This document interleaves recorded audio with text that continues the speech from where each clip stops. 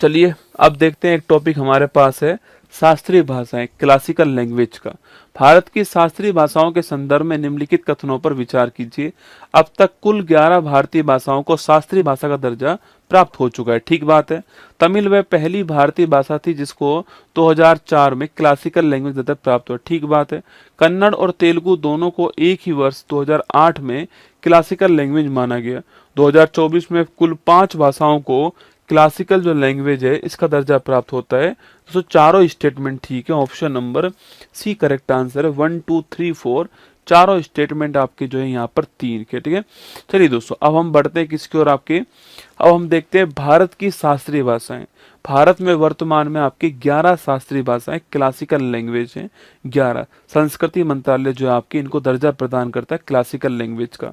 वह भाषा जो मूल भाषा होती है, जिसकी उत्पत्ति किसी अन्य भाषा से नहीं होती है, वो क्लासिकल लैंग्वेज कहलाती है। जैसे कि हिंदी क्लासिकल लैंग्वेज नहीं है क्योंकि हिंदी की उत्पत्ति संस्कृत से हुई है, संस्कृत क्लासिकल लैंग्वेज है। ऐसे वर्तमान में हमारे पास 11 शास्त्रीय भाषाएं हैं।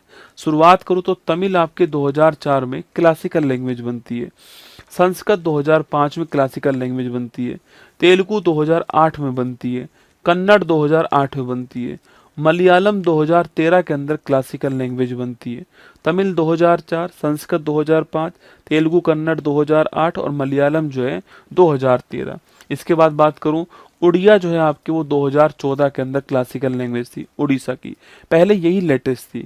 अब 2024 में एक साथ 5 दोस्तों क्लासिकल लैंग्वेज आ चुकी हैं। असमिया, बंगाली, प्राकृत, पाली और आपके देखना असमिया, बंगाली, पाली, प्राकृत और मराठी। तो असमिया, बंगाली, पाली, प्राकृत, मराठी, ये 5 और आपके 2024 के अंदर आ गई हैं। तो मैंने आपसे कहा तमिल, संस्कृत, तेलुगु, कन्नड़, मलयालम, उड़िया, मराठी, असमिया, बंगाली, पाली, प्राकृत जो है ये कुल मिला के 11 हमारे पास क्या है, हमारे पास कुल मिला के 11 जो है क्लासिकल लैंग्वेज आपको ध्यान रखना है। भारत में वर्तमान में 11 शास्त्रीय भाषाएं। भारत में संविधान में कुल भाषाएं कितनी है आपकी, तो 22 भाषाएं संविधान के अंदर कुल भाषाएं हैं, ठीक है। आपको ध्यान रखना है 22 भाषाएं।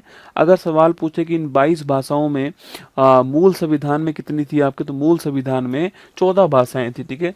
वर्तमान संविधान में 22 भाषाएं, मूल संविधान में 14 भाषाएं थी आपकी, 8 नई भाषाएं जुड़ी हैं। अगर सवाल पूछे 15वीं भाषा कौन सी थी आपके, सिंधी जो है यह 15वीं भाषा है, आपको ध्यान रखना है, जो कि 21वां संविधान संशोधन 1967 जो है इसके द्वारा जुड़ती है। 16, 17, 18 की मैं बात करूं आपसे तो ये आपके नेपाली, मणिपुर, कोंकणी है ना। तो नेपाली, मणिपुर, कोंकणी आती है। और नोट करना आपके 71वां संविधान संशोधन 1992 जो है इसके द्वारा आती है ना। और इसके बाद देखना आपके 19, 20, 21, 22, ठीक है। इसमें आपके बोडो, डोंगरी, संथाली और मैथिली है ना। बोडो, डोंगरी, संथाली, मैथिली हो गई आपकी। 92वां संविधान संशोधन 2003 जो है इसके द्वारा आती। कुल मिला के 22 भाषाएं हमारे पास में 22 वर्तमान में हमारे पास में संविधान के अंदर जो भाषाएं वो 22 हैं। और शास्त्रीय भाषाएं हमारे पास कितनी, 11 हैं। 11 की 11 का नाम और उनका वर्ष जो है आपको, तमिल 2004, संस्कृत 2005, तेलुगु कन्नड़ 2008, मलयालम 2013 और उड़िया 2014, बाकी असमिया, मराठी, बंगाली, पाली, प्राकृत 2024 आपको ध्यान रखना है। ये टॉपिक आपके सामने सवाल दोस्तों बना सकता है, ठीक है।